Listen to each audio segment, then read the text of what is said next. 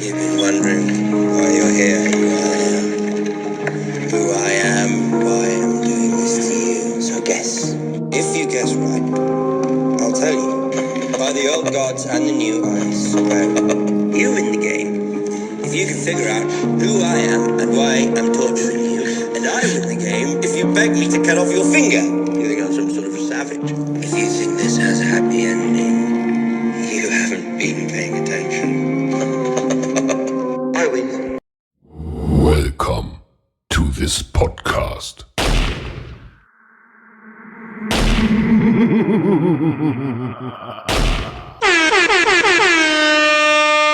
All right, welcome back to the Same Shit, Different Day, the podcast. Same shit, different day. What's going on, brother? What's good, bro? Episode 30. Nice. Blowing through these shits always. Another landmark. Nice. Got the Jersey Nation jerseys hanging up over the shoulder here, the Mello and LeBron high school joints. How you like those? Peep them joints. Yo, you sent me a couple pictures. I got to get on that site. Yeah, man. Quick shipping too. I wasn't even mad at it, kid. Nah, and it came fast. They're official too. I love it. Yeah. Can't wait. But yeah, man. So we're kind of recording this in between the 2 weeks. We're gonna just drop this episode halfway in between because the UFC was off this week.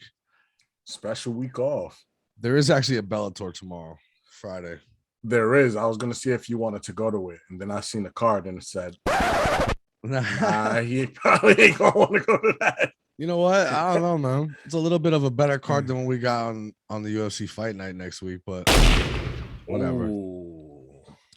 I'm saying that's just my opinion. I don't know. We'll get there. Let's recap the fucking shit show that they had going on last week. Yeah, UFC 265 in the books. Nice week for me. 4-1 on the picks. I like it. Bro, you've been having a streak of hot weeks. The rise continues.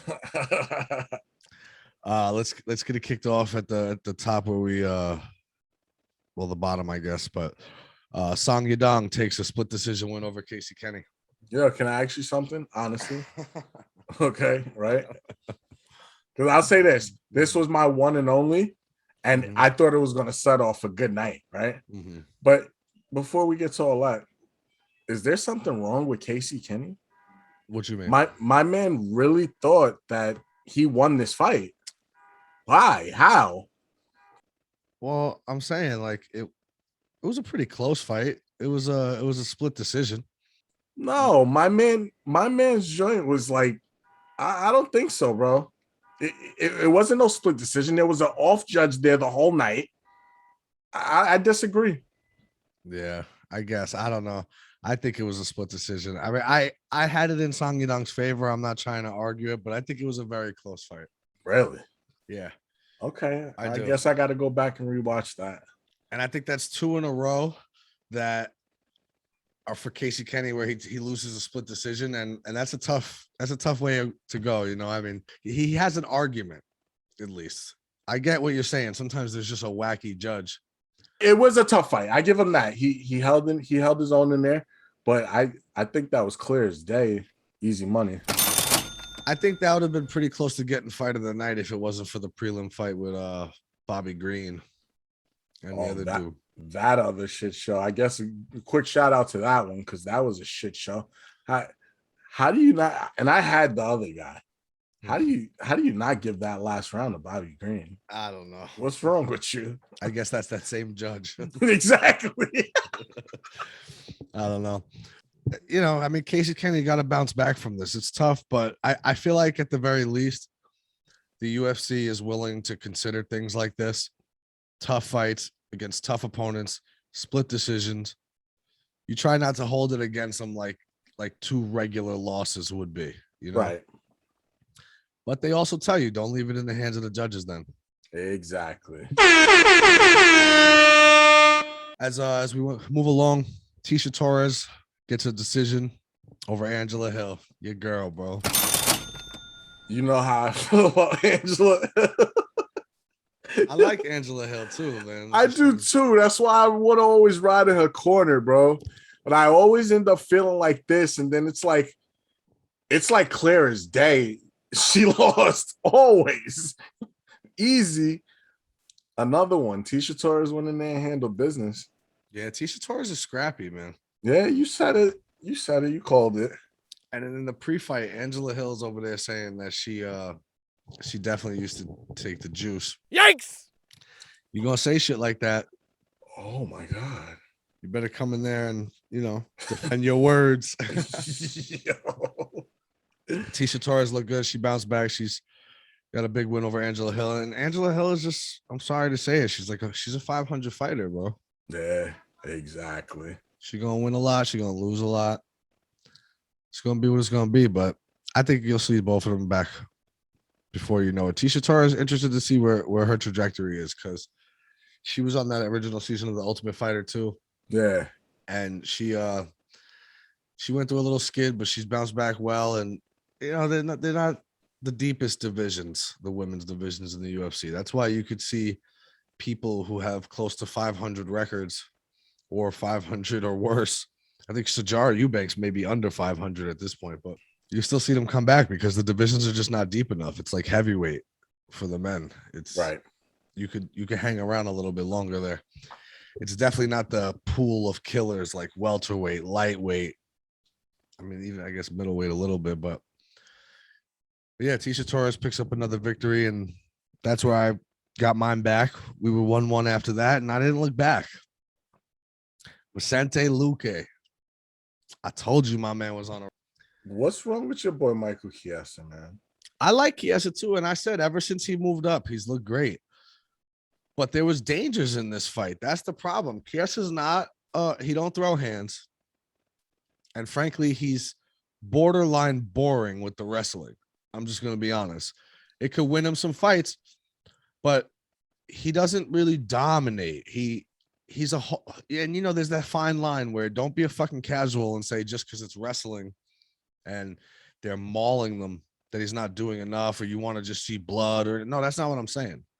But he's not the strangler or the dominant presence like a Khabib. He's a good grappler. But I just felt Luque presented more dangers. Did he now? You fucking showed it. Well, because if it stayed on the feet, he'd have destroyed him. And I knew Chiesa had to take it down. Yeah.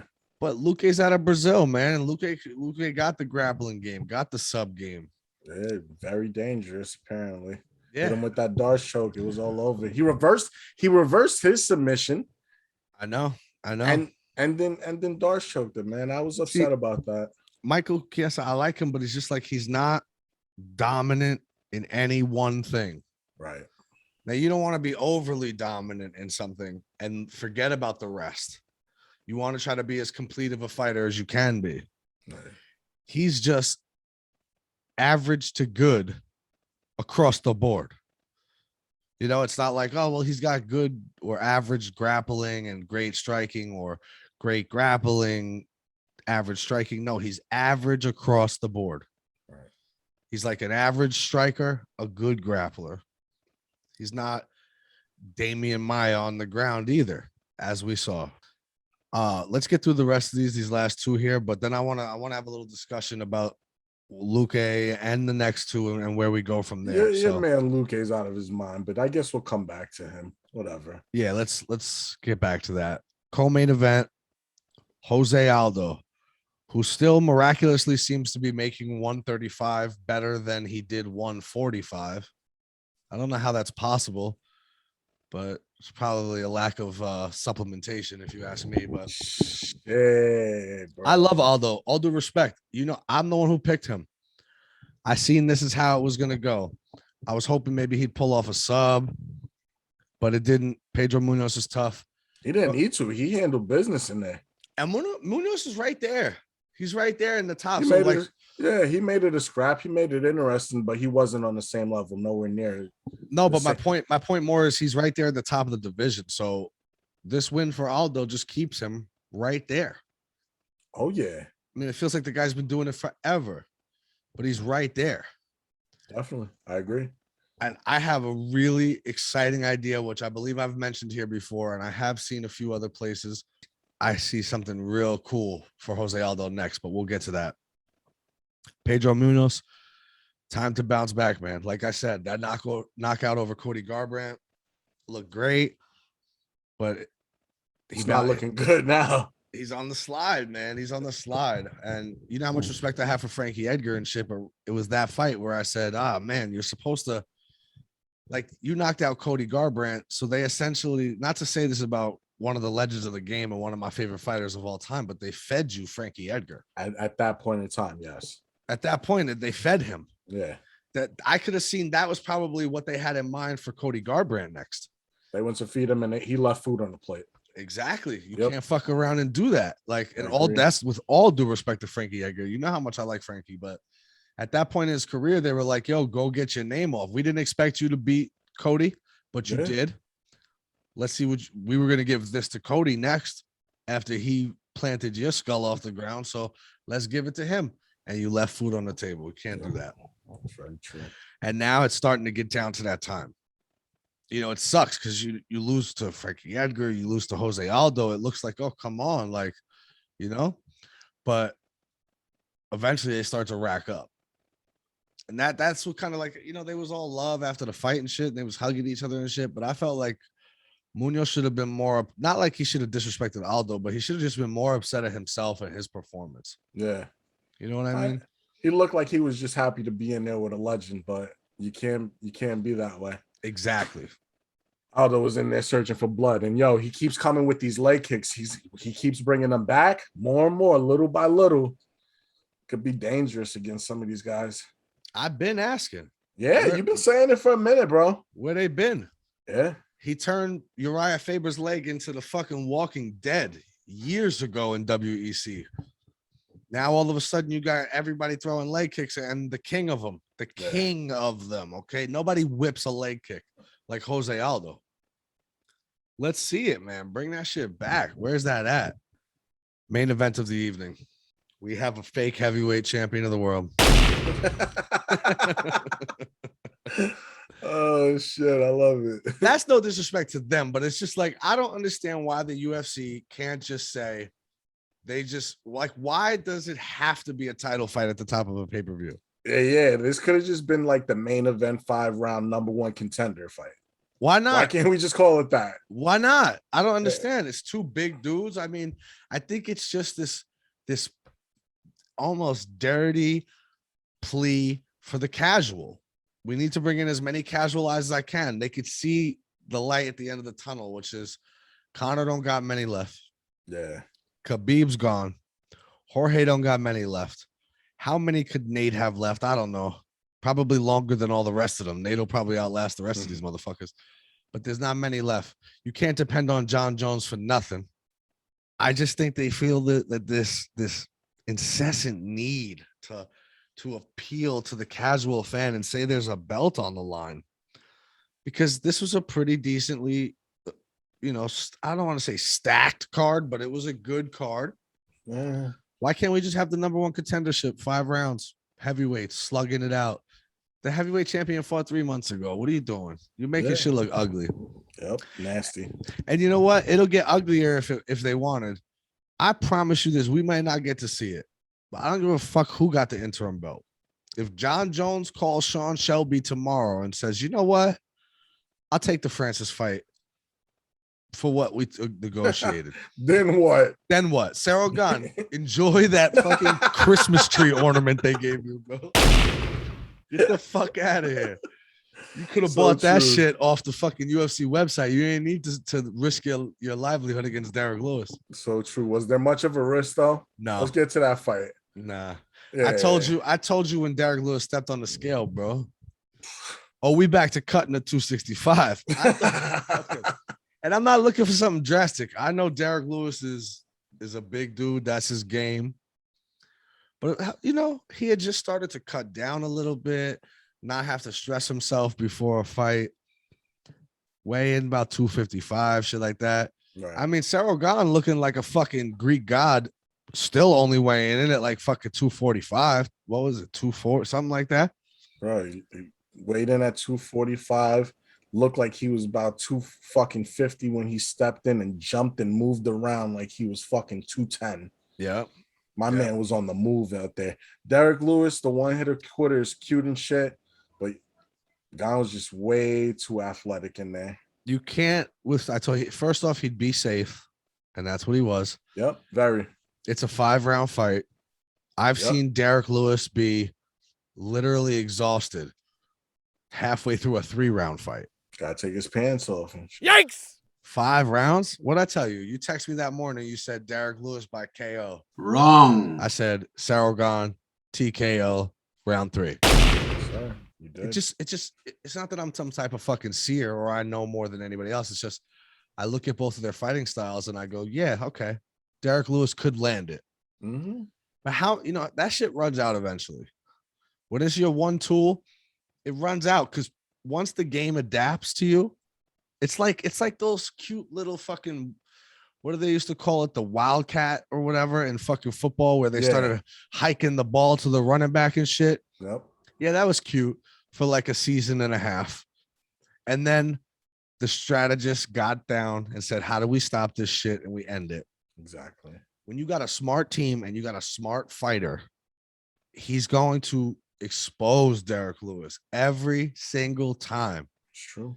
Derrick Lewis is like fucking double the size of Daniel Cormier. Daniel Cormier needed back surgery, was fucking 260 pounds, and said, fuck it, I'll take it just to save the MSG card. Said, I'm not fighting Stipe like this because I need back surgery. Right. And I'm way out of shape. But y'all want me to fight Derrick Lewis just to save the main event? Yeah, I'll do that. That ain't nothing. That ain't nothing. Why? Because Daniel Cormier looked at him and said, I'll outwork this dude, even though he don't look like he should be able to. Right. He looks like he should also get tired. Daniel Cormier is just the anomaly. He's the one who could be fat and not get tired. It's true. But when Derrick Lewis weighed in at 264.5, I said, oh. And I know what it was in his mind. He said to himself, this dude's a fucking monster. This ain't the fight to need to cut weight. Be as big as you can in this one. And he gave himself a mental excuse. Yep. And that's where he fucked up because he was gassed as a motherfucker as usual. And I just felt like this dude was athletic enough to put him down within a few rounds. Just let him tire himself out. He's not going to take big risks to get in the way of that right hand early. And before you know it, Derrick Lewis is out of there. And now we have an interim heavyweight champion. Congrats, still undefeated, doing his thing. And finally put a guy down. Yeah. What we've been asking for. You'll see the preview of him ground and pounding Derrick Lewis to end the fight. Give him a highlight. That's what I said. It could have been better. Yeah. But you got to be safe against Derrick Lewis. I get that. So as UFC 265 wraps up, I have a question for you. What's next for the 3 winners of the last 3 fights of the night? We got Vicente Luque, Jose Aldo, Gane. Luque's on drugs asking for Kamaru. All right. There's a line. Get on it. You're bugging. Get on it. Nah, man. Where's the line? Where's the line? Where? He's behind Leon Edwards. Oh, really? Oh, yeah. He's behind Leon Edwards. He's behind dude that's fighting him next. Trump lover. What's Colby his name? Covington's already locked in. That's for sure. Yes. That's for sure. But that's already done. That's gonna happen. So yes, that's true. But Leon Edwards. Who the fuck is that guy? I think you're starting to become one of those dudes who's a little too full of himself. You have to remember something. 2 years now it's been since this guy has been active. Oh, man. He comes back. He pokes Bilal Muhammad in the fucking eye socket, so that's not a win. Gross. You nasty. Yeah, he beats up on Nate, and I hate when people say, yo, but 30 more seconds of that fight, he's done. True. But that's not the way fights are contested. They're contested 5 rounds. Okay. But come on, bro. Worse than getting rocked was in that last minute when my man was looking up at the clock like, save me. Nate is drowning me. Bruv. So I'm just saying, to the naked eye, who maybe doesn't know who Leon Edwards is so much, is that what you trying to come off into a title fight? Nah, bro. Without a doubt, Leon got to get his back off Jorge Masvidal first. Oh, shit. You got to. I think Vicente Luque might have snuck himself in to the conversation. Now, do I think it may be a little bit early? Maybe. But I'll also say this. Every single person in this division gets a title shot off of beating Tyron Woodley. Okay, that's Kamaru won the belt off of him. Gilbert Burns beat Tyron Woodley, walked right into a title shot. Colby Covington now off of fucking beating up Tyron Woodley is getting a second shot at the fucking title. So that was Luque 2 fights ago. Now you got Michael Casilla, who's come on and won 3 fights in a row at 170 and could have been in the conversation himself. He knocks him off too and finishes him in round 1. Round 1. Yep. Okay. And doesn't even knock him out, which would have been the easy money. Subs him on the ground. That's a statement. But then, last point, more than anything, who's left? Right. Kamaru's doing the second tour. Yeah, I agree. You get what I'm saying? He's doing the second. We're on to the second tour now. I have to say, the man has mopped the floor with everybody in the division. Yeah, definitely. Just the same way I was going to say, yo, Wonder Boy would have got a fucking title shot off of that last fight if he had beat Gilbert Burns. Do I think it was necessarily enough? I don't know. But there's nobody else left. Yeah. What you want to see? Jorge again? Come on, son. My man's soul is still floating. You know it. That shit is still fucking floating over the stadium. All right. Now Colby's getting the second shot. Leon Edwards, come back and win something significant. Not to mention, listen, we love Nate over here in this podcast. So we don't like to say this. But yeah, no, I'm gonna be like what everybody else says. Let's be internet cunts for a minute. Oh, damn. So you come back after 2 years of not fighting. You poke Bilal Muhammad in the fucking eye socket. Then you come back and you beat 21-13 Nate Diaz and almost get fucking drowned by him at the end. Fraud. You think you deserve a title shot? Shut your mouth. Get the fuck out of here. Not to mention they're not counting the loss you took to Jorge in the back. All right, 9-fight win streak. What about the 3-piece in a soda he caught on live television? Get out of here. Fuck out of here. You got to go back and get that back as a man. That's first off. Go back and get that back as a man. I can never look at this dude the same way. He got death before dishonor across his chest in a tattoo. Then you're dead. Because you have been dishonored, my man. It's happened. My man walked off the fucking Laura Sanko interview, 3-piece and a soda you with your whole crew. He was by himself. And then he took a little napkin and wiped that bloodline on your face like a bitch. I can't. Nah, he told them, bruv, you better get out of Manchester. Please. Nah, no way. Oh, I think, shit. not for nothing, I think Luque might have slid himself into a very good position. What he needs is Kamaru Usman to beat Colby Covington. And if Kamaru beats Colby, hell yeah. And matter of fact, you do it all on the same night so that just in case somebody gets hurt, you got a backup. You do Kamaru Usman versus Vicente Luque in the main event for the belt, co-main evented by Jorge Masvidal versus Leon Edwards. There you go. And if somebody get hurt, Jorge, I don't know, but like Leon Edwards could slide right into that main event if he needs to. We could call it, and if it's Kamaru who gets hurt, we'll call it an interim belt. Who gives a fuck? I don't even think we're gonna have to get that far. You know what?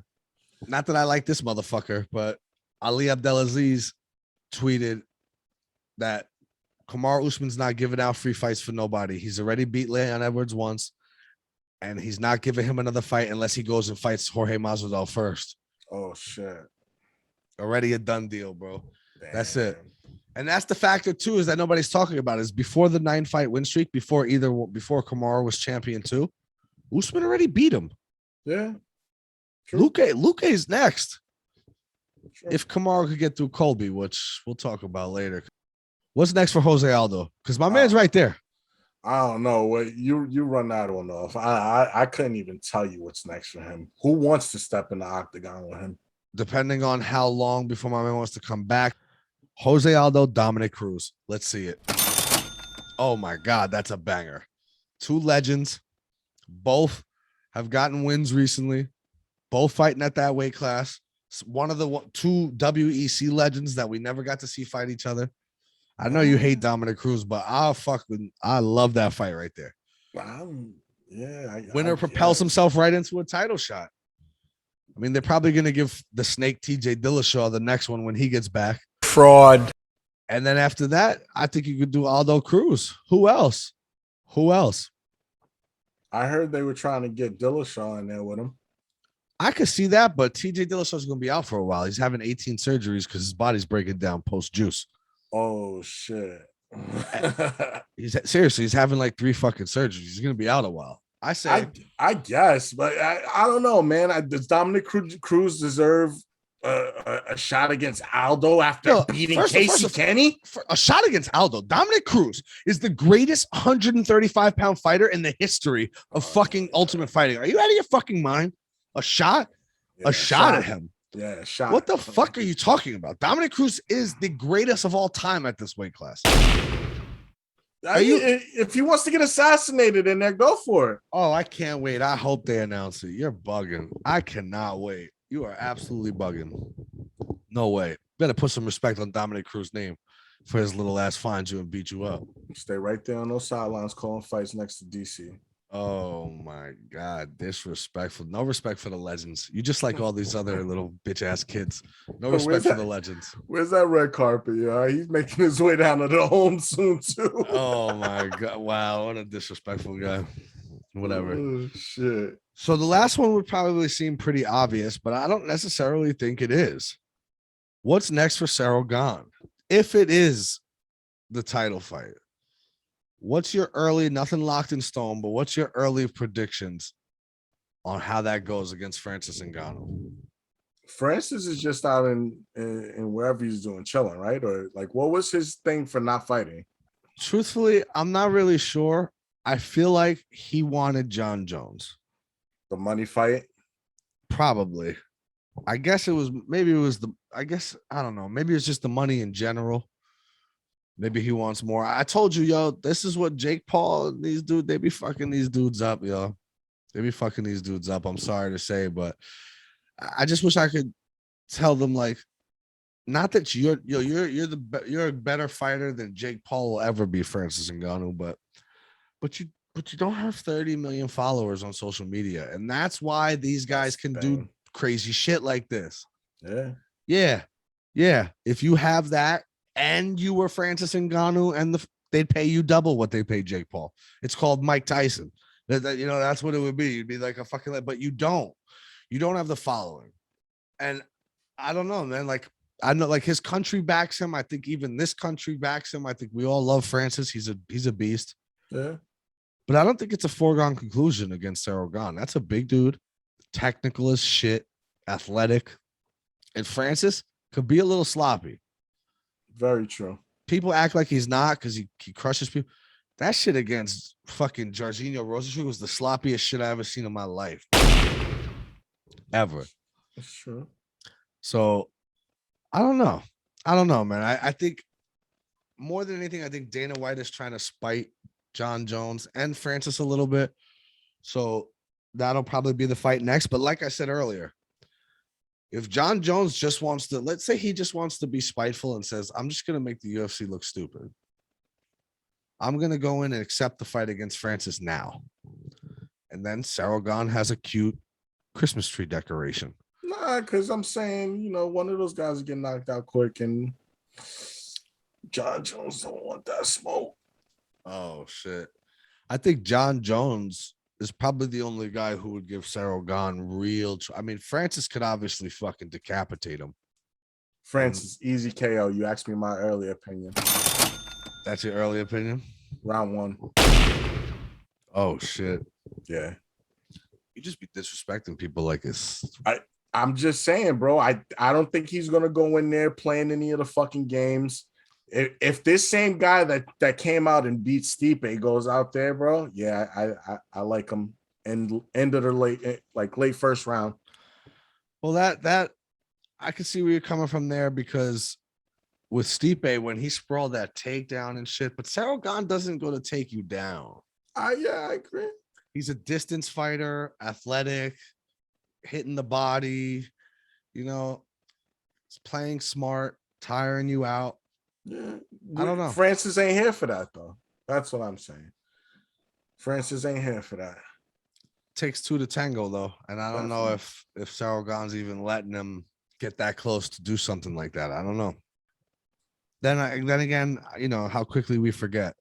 Like that shit over Stipe was dominant in like a drastic way. In a hurtful way. You didn't like to see it. No. Stipe's a good guy. Yeah, that was a fucking shame. Yeah.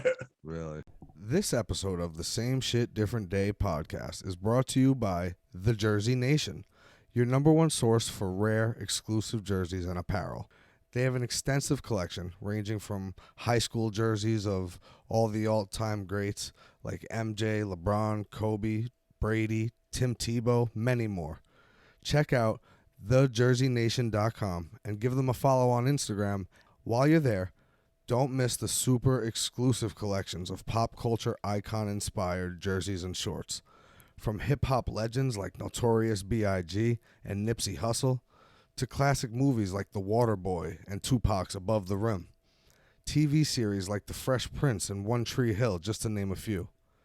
These jerseys include basketball, football, baseball, and hockey. You aren't going to find these classics with this quality anywhere else. And for the awesome prices these guys are offering, forget it. Do us a favor. When you go check them out and inevitably end up making a purchase, help yourself out in the process. Use our discount code, SSDDPOD, P-O-D. You throw that code in, and you'll get an additional 10% off your total just for being a listener of the pod. Once again, that code is SSDDPOD. We truly appreciate you being a listener, and we're so happy to be able to offer you a bonus just for giving us some of your time each week. If you're a sports memorabilia enthusiast, trust me, you will thank us later for connecting you with this awesome source for fairly priced classic items. Make sure to give them a follow on IG at The Jersey Nation and let them know the Same Shit Different Day sent you. And don't forget to throw that code in at checkout. SSDDPOD. Thank you.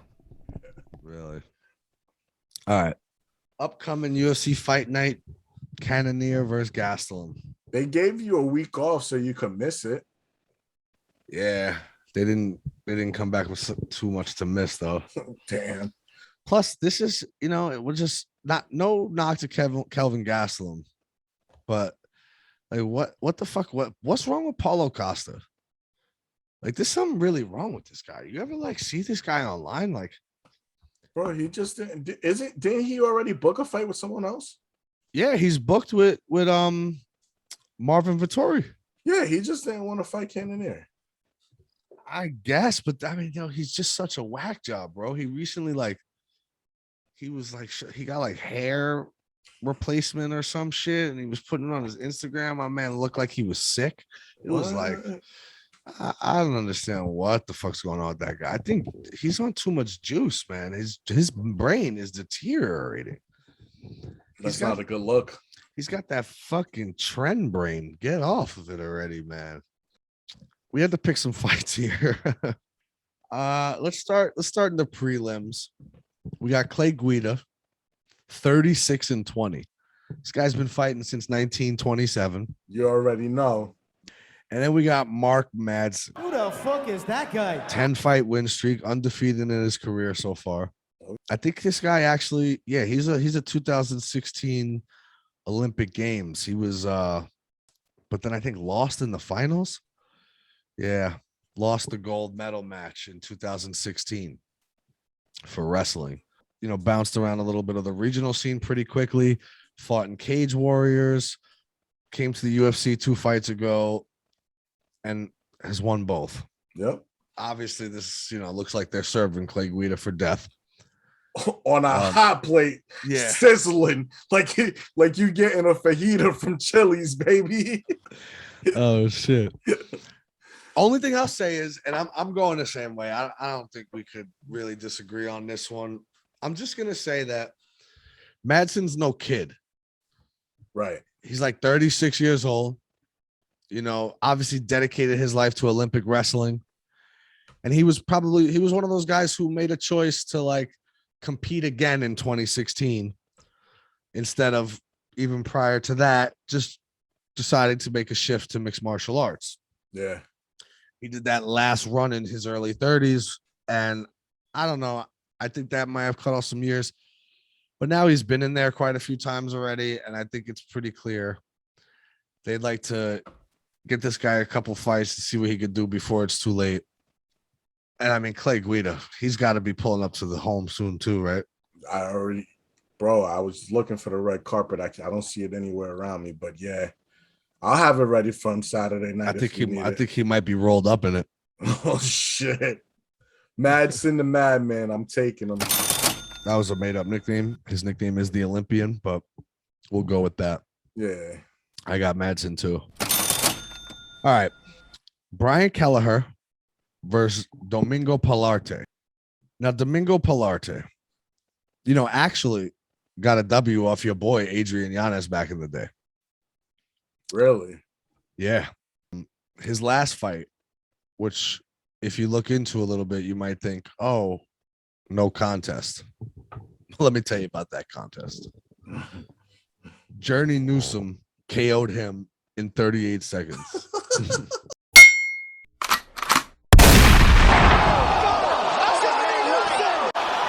him out. That's it. Beautiful right hand. It got turned over to a no contest because Newsom smoked some bud and tested positive for marijuana. Got it. Yeah. Now, Brian Kelleher lost his last time out against Ricky Simone, too. And don't get it twisted. I think Kelleher is a good fighter, but will continuously probably lose to the top 5, top 10 guys. Domingo Pilarte is not one of those guys. So I'm going Brian Kelleher all day. Let's go by sub. Okay. So this was kind of like a last minute pick. So when I went to go run through this, I was like, yo, definitely taking Kelleher, right? And then like I went and did some digging and shit. And I think my man gave himself the kiss of death. Do you know my man was on Twitter talking about he's about to go bet on himself? No, he didn't. Damn. I think I'm staying away. I'm going the opposite way, bro. I think I'll take Pilarte, bro. Pilarte by a shitty decision, and my man will have to fucking sit there and watch as the referee stands in. Wow. No, he just lost his fucking show check. Asshole. Oh my God, that's so disrespectful. You should do him a favor, yo, and bet on Pilarte. I might. Try to help him out, yo. He needs his fight check. I just might. If I do, we'll post the ticket. We'll see how that goes. Chrissy Malloy's coming through on a Saturday. I'll make y'all one promise. If we post that ticket, he ain't sending it to me with the total he bets on it because he don't want to be disrespected. I can promise you that. Oh, baby. That shit'll be fucking marked off, and it wasn't me who did it. It wasn't me who did it. Just know that. Can't be showing numbers around here, K. Yeah, I know. We Feds can't be be showing watching those shit. numbers. Feds be watching. They don't be watching those numbers, bro. All right. Next one up, we got Alexandre Pantoja versus Brandon Royval. Where you going here? Mr. Mustache didn't need that introduction, bro. Yo, so right before the whole fucking, Brandon Moreno thing, and it sucked that my man caught that KO the way he did.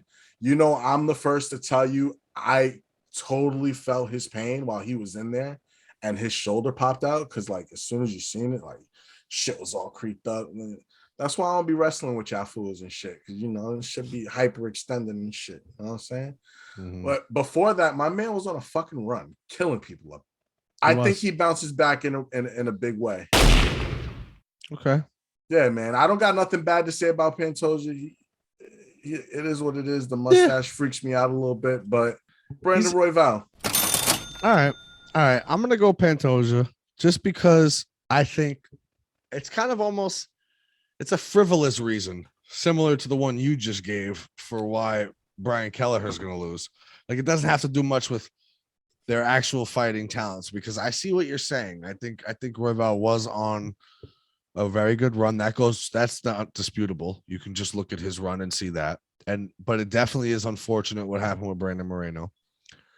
But I think that I've seen quite a few times, shame it as it is, that parlay itself into more shit.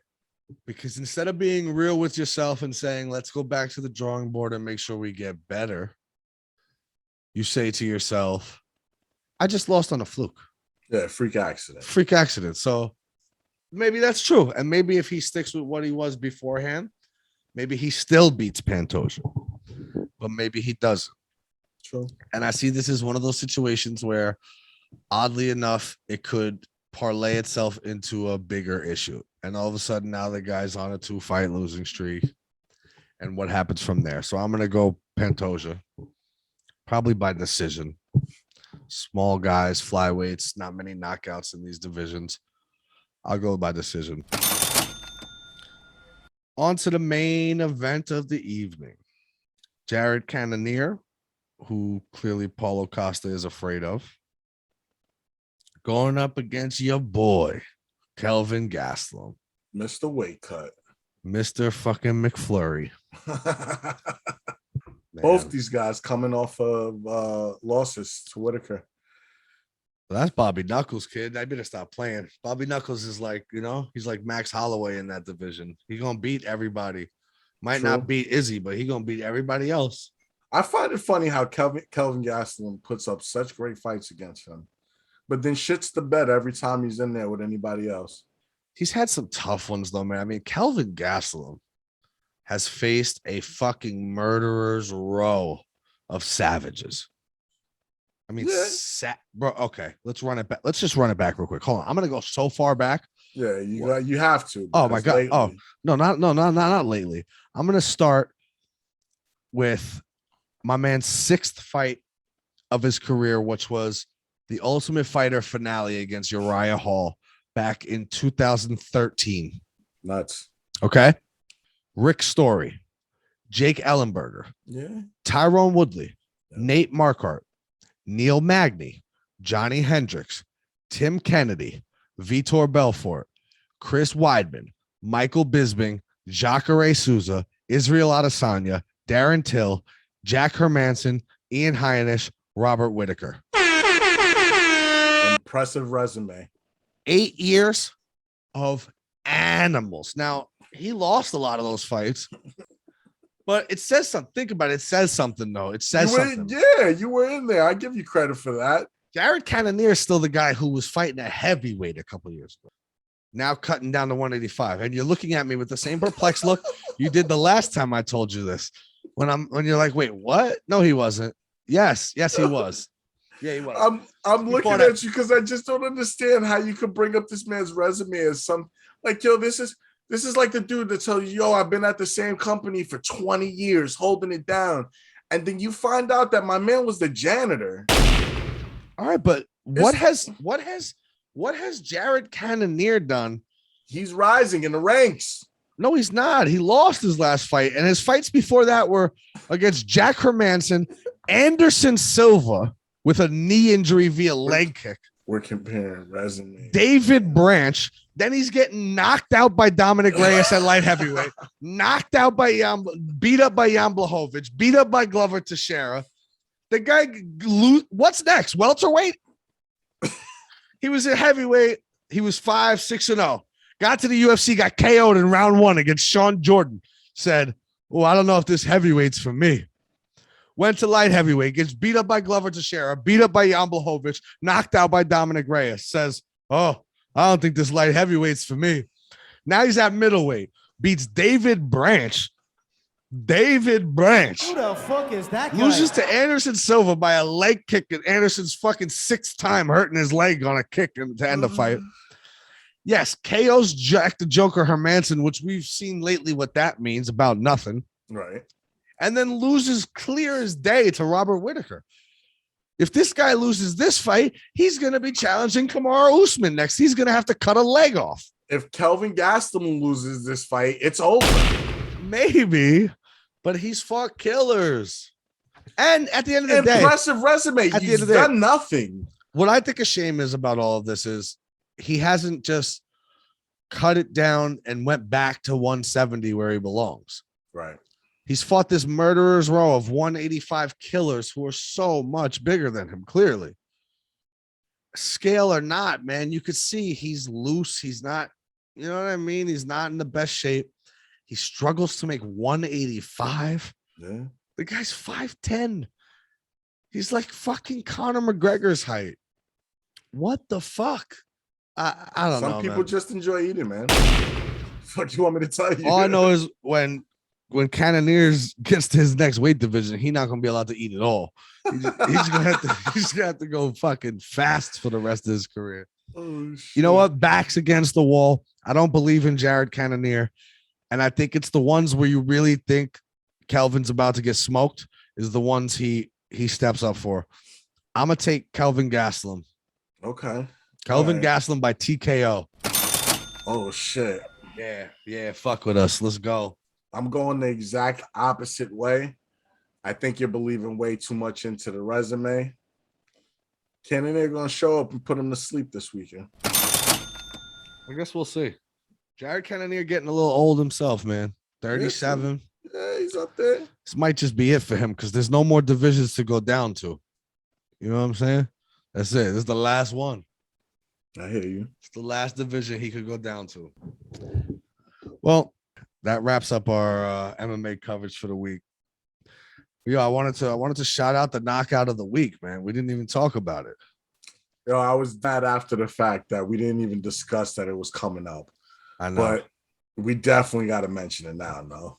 Yo, Purple City Bird Gang got shot down.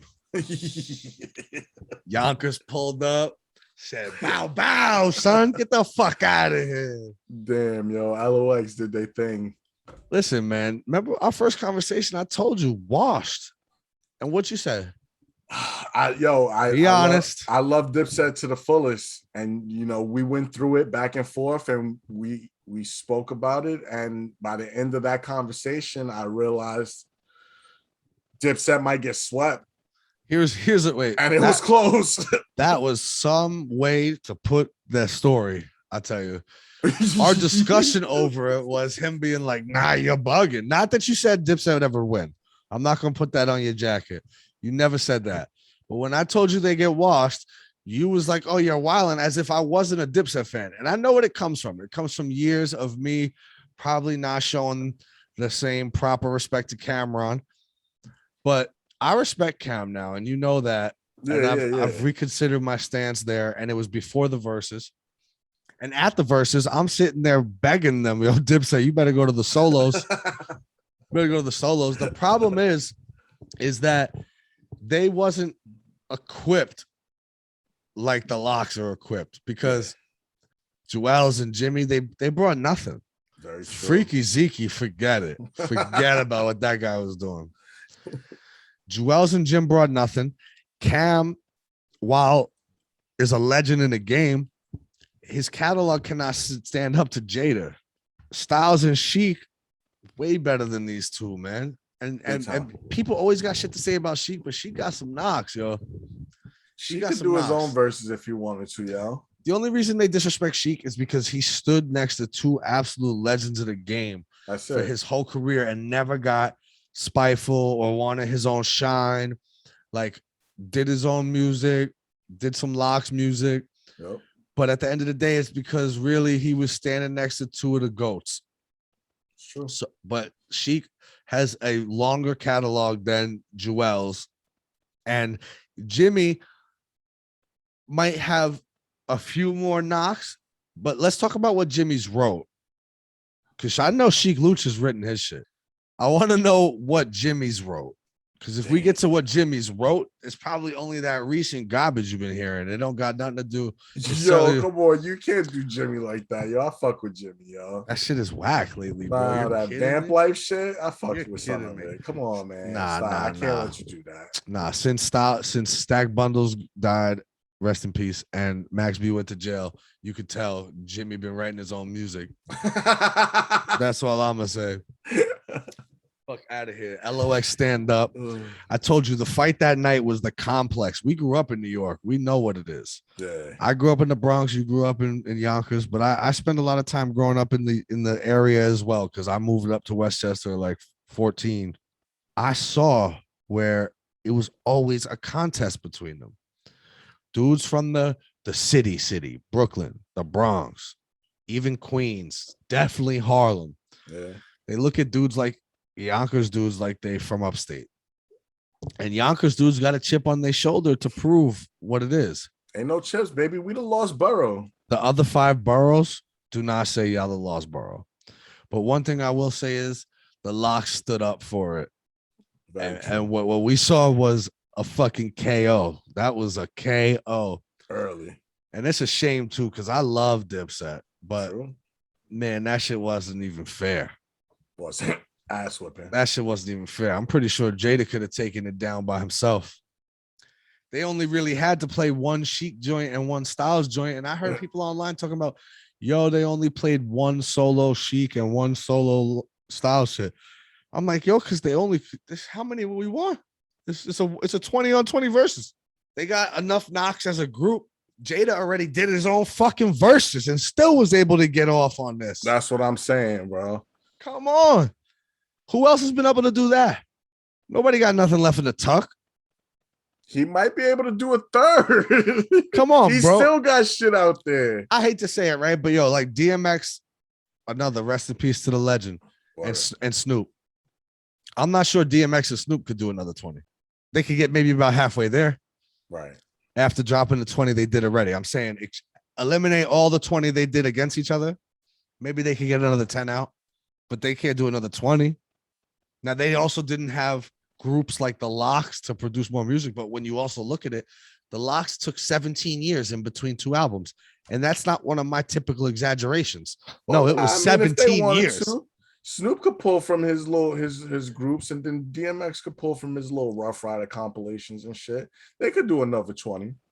Maybe, but I just feel like I don't know. A lot of them DMX was already pulling from the Rough Rider compilations and shit. DMX had Rough Rider songs on his verses against Snoop already, right? And Snoop had joints that he did with Death Row, yeah. And like they already was in that bag. I don't know. I'm not disrespecting anybody. They're both fucking legends. Yeah, you know how I feel about X and Snoop. I love Snoop too, but it's like I'm just saying. They need to really realize who Jadakiss is. Very true. My man just did 2 verses and did not play Y. He didn't even get Y off. They didn't play nothing from their most recent LOX album. They didn't play nothing from Jada's most recent albums or Styles' most recent albums. Exactly. Like, you know what I'm saying? They did like a New York. Bro, they still got fucking 25 mixtapes they could pull off of. This is what I'm saying, bro. It's crazy. It's crazy. Absolutely crazy. And they need to get their flowers. That's for sure. That's for sure. And that, my friends, was the KO of the week. I'll tell you that. Body bag.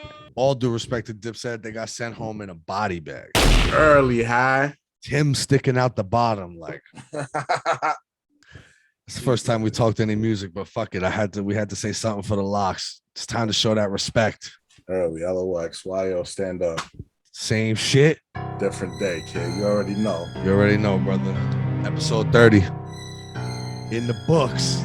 Love you, kid. Love you, bro. All right, man. I'll let you later. Later. Peace. Peace.